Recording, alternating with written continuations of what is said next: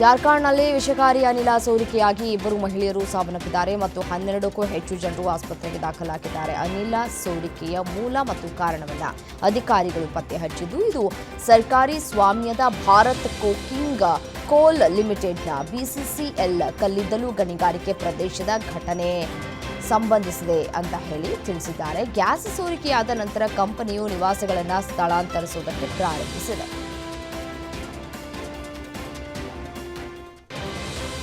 ಪವಿತ್ರ ದೀಪ ಬೆಳಗುವ ವಿಚಾರದಲ್ಲಿ ಮಧುರೈ ದೇವಸ್ಥಾನದಲ್ಲಿ ಗಲಾಟೆ ನಡೆದಿದೆ. ತಿರುಪರಂಕುಂದ್ರಂ ಬೆಟ್ಟದ ತುದಿಯಲ್ಲಿ ಪವಿತ್ರವಾದ ಕಾರ್ತಿಗೈ ದೀಪಂ ಬೆಳಗುವುದನ್ನು ಖಚಿತಪಡಿಸಿಕೊಳ್ಳುವಂತೆ ಮದ್ರಾಸ್ ಹೈಕೋರ್ಟ್ನ ಮಧುರೈ ಪೀಠವು ರಾಜ್ಯ ಅಧಿಕಾರಿಗಳಿಗೆ ನಿರ್ದೇಶನವನ್ನು ನೀಡಿತ್ತು. ಆದರೆ ಈ ವೇಳೆ ಉದ್ವಿಗ್ನತೆ ಉಂಟಾಗಿದ್ದರಿಂದ ದೀಪವನ್ನು ಸಾಂಪ್ರದಾಯಿಕ ಸ್ಥಳದಲ್ಲಿ ಬೆಳಗಿಸಲಾಯಿತು. ಇದರಿಂದ ಹೈಕೋರ್ಟ್ ಆದೇಶ ಉಲ್ಲಂಘನೆಯಾಗಿದೆ.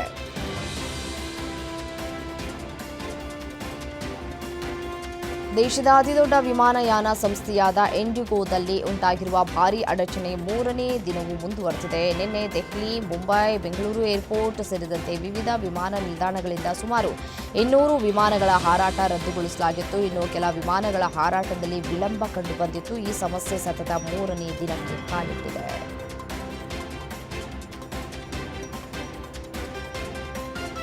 ಅಂತಾರಾಷ್ಟ್ರೀಯ ಚೀತಾ ದಿನ ಹಿನ್ನೆಲೆ ಪ್ರಧಾನಿ ನರೇಂದ್ರ ಮೋದಿ ಚೀತಾಗಳನ್ನು ರಕ್ಷಿಸುವುದಕ್ಕೆ ಸಮರ್ಪಿತವಾಗಿರುವ ಎಲ್ಲಾ ವನ್ಯಜೀವಿ ಪ್ರಿಯರು ಮತ್ತು ಸಂರಕ್ಷಣಾಕಾರರಿಗೆ ಶುಭಾಶಯ ತಿಳಿಸಿದ್ದಾರೆ. 3 ವರ್ಷಗಳ ಹಿಂದೆ ಸರ್ಕಾರ ಈ ಪ್ರಾಣಿಯನ್ನು ರಕ್ಷಿಸುವ ಮತ್ತು ಅದು ನಿಜವಾಗಿಯೂ ಅಭಿವೃದ್ಧಿ ಹೊಂದಬಹುದಾದ ಪರಿಸರ ವ್ಯವಸ್ಥೆಯನ್ನು ಪುನಃ ಸ್ಥಾಪಿಸುವ ಉದ್ದೇಶದಿಂದ ಪ್ರಾಜೆಕ್ಟ್ ಚೀತಾವನ್ನು ಪ್ರಾರಂಭಿಸಿತು. ಕಳೆದು ಹೋದ ಪರಿಸರ ಪರಂಪರೆಯನ್ನು ಪುನರ್ಜೀವನಗೊಳಿಸುವ ಮತ್ತು ನಮ್ಮ ಜೀವ ವೈವಿಧ್ಯತೆಯನ್ನು ಬಲಪಡಿಸುವ ಪ್ರಯತ್ನವೂ ಇದಾಗಿತ್ತು ಅಂತ ಪೋಸ್ಟ್ ಅನ್ನು ಹಂಚಿಕೊಂಡಿದ್ದಾರೆ.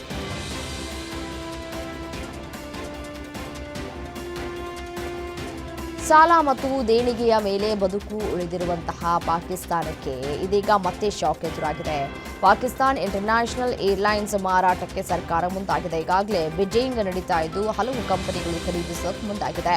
ಪಿಐಎಯ ಬಿಡ್ಡಿಂಗ್ ಡಿಸೆಂಬರ್ 23, 2025 ನಡೆಯಲಿದೆ ಅಂತ ಪಾಕಿಸ್ತಾನ ಪ್ರಧಾನಿ ಶಹಬಾಜ್ ಶರೀಫ್ ಹೇಳಿದ್ದಾರೆ ಅಂತ ತಿಳಿದುಬಂದಿದೆ.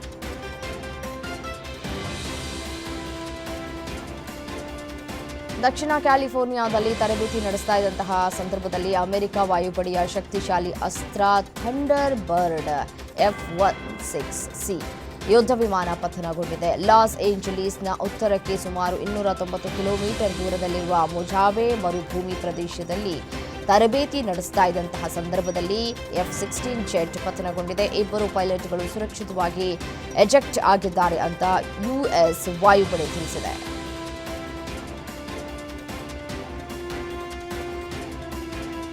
ಭಾರತ ಮತ್ತು ದಕ್ಷಿಣ ಆಫ್ರಿಕಾ ನಡುವಿನ 3 ಪಂದ್ಯಗಳ ಏಕದಿನ ಸರಣಿ ಪ್ರಸ್ತುತ 1-1ರಿಂದ ಸಮಬಲಗೊಂಡಿದೆ. ರಾಂಚಿಯಲ್ಲಿ ನಡೆದಂತಹ ಮೊದಲ ಏಕದಿನ ಪಂದ್ಯವನ್ನು ಭಾರತ 17 ರನ್ಗಳಿಂದ ಗೆದ್ದರೆ, ರಾಯ್ಪುರದಲ್ಲಿ ನಡೆದಂತಹ 2ನೇ ಏಕದಿನ ಪಂದ್ಯವನ್ನು ದಕ್ಷಿಣ ಆಫ್ರಿಕಾ 4 ವಿಕೆಟ್ಗಳಿಂದ ಗೆದ್ದುಕೊಂಡಿತು. ಹೀಗಾಗಿ 3ನೇ ಮತ್ತು ಅಂತಿಮ ಪಂದ್ಯ ನಾಳೆ ವಿಶಾಖಪಟ್ಟಣದಲ್ಲಿ ನಡೆಯಲಿದೆ.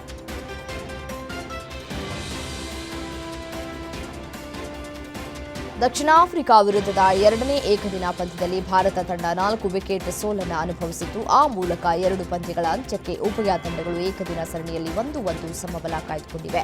ಪಂದ್ಯದ ಬಳಿಕ ಮಾತನಾಡಿದ ಟೀಂ ಇಂಡಿಯಾ ನಾಯಕ ಕೆಎಲ್ ರಾಹುಲ್, 2ನೇ ಇನ್ನಿಂಗ್ಸ್ನಲ್ಲಿ ಎಬ್ಬನಿ ಬಂದಿದ್ದ ಕಾರಣ ಬೌಲರ್ಗಳು ಚೆಂಡಿನ ಮೇಲೆ ಹಿಡಿತ ಸಾಧಿಸುವುದಕ್ಕೆ ಸಾಧ್ಯವಾಗಲಿಲ್ಲ ಅಂತ ಹೇಳಿದ್ದಾರೆ.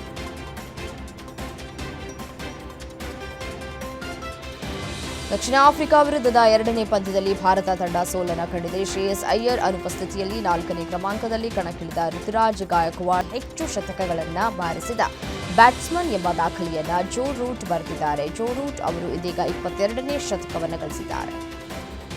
ಸ್ಟಾರ್ ಯಶ್ ನಟನೆಯ ಬಹು ನಿರೀಕ್ಷಿತ ಟಾಕ್ಸಿಕ್ ಸಿನಿಮಾದ ಶೂಟಿಂಗ್ ಕಂಪ್ಲೀಟ್ ಆಗಿದೆಯಂತೆ. ಬಿಗ್ ಬಜೆಟ್ನ ಟಾಕ್ಸಿಕ್ ಸಿನಿಮಾ ಈ ವರ್ಷ ಮುಗಿಯೋದು ಡೌಟ್ ಅಂದುಕೊಂಡಂತಹ ದಿನಾಂಕಕ್ಕೆ ಸಿನಿಮಾ ರಿಲೀಸ್ ಕೂಡ ಆಗುವುದಿಲ್ಲ ಅನ್ನೋ ಗಾಳಿ ಸುದ್ದಿ ಮಧ್ಯೆ ಶೂಟಿಂಗ್ ಕಂಪ್ಲೀಟ್ ಆಗಿದೆ ಅನ್ನುವಂತಹ ಮಾಹಿತಿ ಹೊರಬಿದ್ದಿದೆ.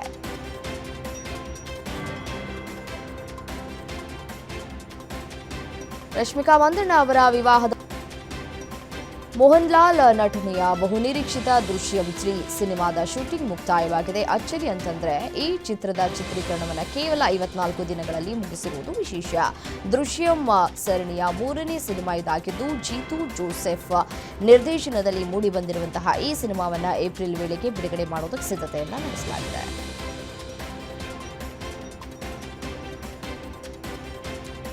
ಕಾಂತಾರ ಚಾಪ್ಟರ್ 1 ಸಿನಿಮಾದ ಭರ್ಜರಿ ಯಶಸ್ಸಿನ ಬೆನ್ನಲ್ಲೇ ಮಂಗಳೂರಿನಲ್ಲಿ ಕಾಂತಾರ ಚಿತ್ರತಂಡದಿಂದ ಹರಕೆ ನೇಮೋತ್ಸವ ಮಾಡಲಾಗಿದೆ. ಮಂಗಳೂರಿನ ಬಾರೆ ಬೈಲ್ ವರಾಹ ಪಂಚುರ್ಲಿ ಜಾರಂದಾಯ ಮತ್ತು ಬಂಟ ದೇವಸ್ಥಾನದಲ್ಲಿ ಅಂದರೆ ಅಲ್ಲಿ ಎಲ್ಲರೂ ಕೂಡ ದೈವ ಅಂತ ಕರೀತಾರೆ, ದೈವಸ್ಥಾನದಲ್ಲಿ ಹರಕೆಯನ್ನ ನೇಮ ನಡೆದಿದೆ. ಈ ರಿಷಬ್ ಶೆಟ್ಟಿ ಹಾಗೂ ಹೊಂಬಾಳೆ ಫಿಲಿಮ್ಸ್ ವತಿಯಿಂದ ಹರಕೆ ನೇಮೋತ್ಸವನ ಮಾಡಲಾಗಿದೆ.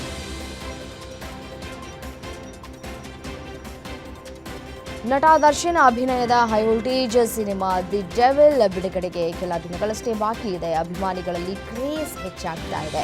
ಕಾಯುವಿಕೆ ಬಹುತೇಕ ಅಂತ್ಯವಾಗಿದ್ದು ಇವತ್ತು ಟ್ರೇಲರ್ ರಿಲೀಸ್ ಆಗಲಿದೆ. ನಾನ್ ಬರ್ತೀನಿ ಚಿನ್ನ ಅಂತ ದರ್ಶನ್ ವಾಯ್ಸ್ ಕೇಳಿ ಫ್ಯಾನ್ಸ್ ಅಂತೂ ಖುಷಿಯಾಗಿದ್ದಾರೆ.